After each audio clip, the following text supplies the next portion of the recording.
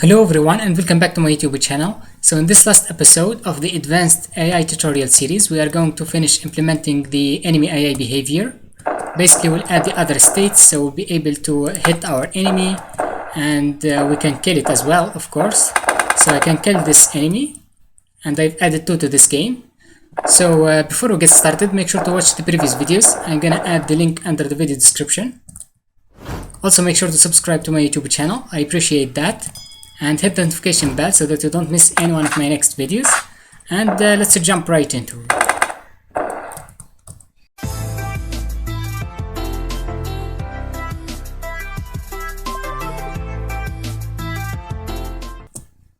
So in order to apply damage to our enemy, first of all we need to give it some kind of HP.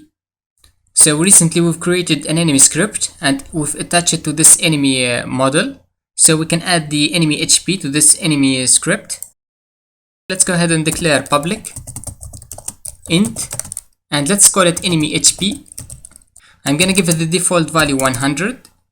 After that, let's go ahead and create a take damage function using public so that we can access it from other scripts.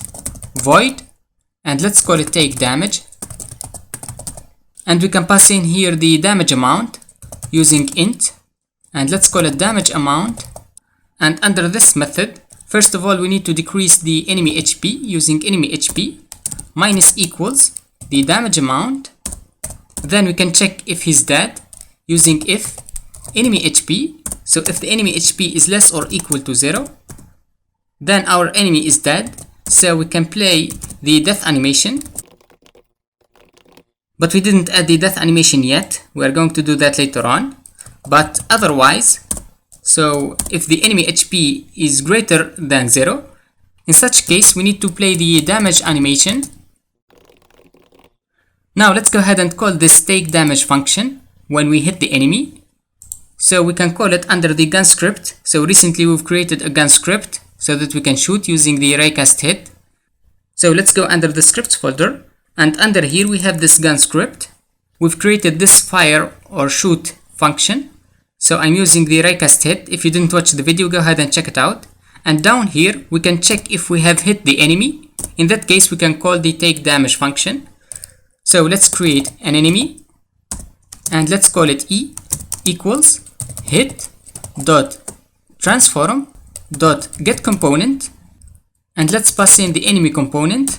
So we need to get the enemy component from the object that we've hit.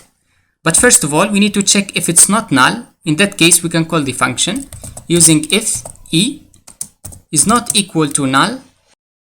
Then let's go ahead and call the function using E dot take damage. Then we need to pass in the damage amount. So we can create another property under this gun script.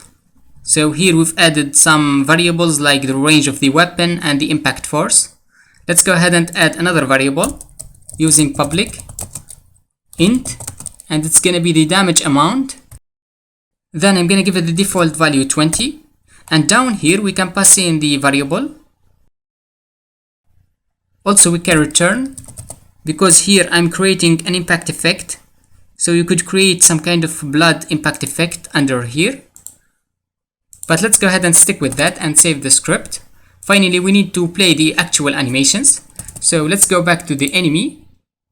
And under the animator component, we need to add the damage and the death animation. But this pack didn't come with the 2 animations. Basically, we have just one animation, and it's the death one. I'm going to divide this animation into 2 parts, the death and the take damage one. So in order to divide this animation, I'm gonna get it out of this object using Ctrl D. Then let's go ahead and call this one damage. And let's duplicate it using Ctrl D, and let's call it death. Then let's go ahead and drag in these animations, and let's go ahead and modify them. But first of all, we need to open up the animation window using window, animation. And under here, we can pick up the damage animation.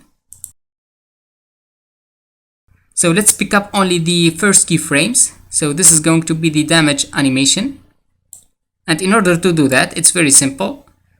Just drag and it's going to select the rest of the keyframes and hit the delete key. And the same thing, let's go ahead and modify the death one. So I'm gonna get rid of the first keyframes. Also, let's go ahead and use Ctrl A to select all of these, and let's drag them at the beginning of the animation. And in order to play these animations, first of all, we need to add few transitions. Basically, our enemy can take damage whether he's in the idle state or the patrol one. So we can make transition from any state to the damage animation. And the same thing for the death one. Let's go ahead and make a transition from any state to the death animation. And in order to control this transition, let's go ahead and create few parameters. Basically, I'm going to use a trigger. And let's call the first one damage. Then let's select the transition. And under this condition, let's go ahead and use the damage trigger. And let's create another trigger. I'm going to call it death. And the same thing, select the transition. And let's set the trigger. So whenever we set the death trigger, our enemy will transition to the death animation. But when he takes damage, we need to transition to one of these states. Basically, I'm going to transition to the chase one. So whenever we hit the enemy, he will start chasing. And this time, don't remove his exit time. So once the animation is finished, our enemy will transition to the chase state. And that's pretty much it. Let's go back to the script. And under the take damage function, let's go ahead and play the death animation. But first of all, we need to create a reference to the animator. So let's declare public animator. And let's call it animator as well. Then down here, we can set the trigger to play the death animation using animator dot set trigger, and it's called death. And the same thing, in order to play the damage animation, let's set the other trigger, which we've called damage. Let's save the script and go back into Unity. And before we hit play, first of all, we need to add some kind of collider to this enemy so that we can hit it. So I'm gonna add a Capsule Collider. Also, let's go ahead and reference the animator. So the animator is attached to this enemy object. Then let's hit play. Now let's go ahead and hit our enemy. Yeah, now he can take damage. And also we can kill it. And as you can see, we have the death animation as well. But we still have the Capsule Collider activated. That's why we can kill it over and over again. And that's not realistic. So we need to remove the Capsule Collider when the enemy is dead. So let's go back to the enemy script. So when the enemy is dead, we need to disable the Capsule Collider using getComponent Capsule Collider dot enabled equals false. And that's going to fix the problem.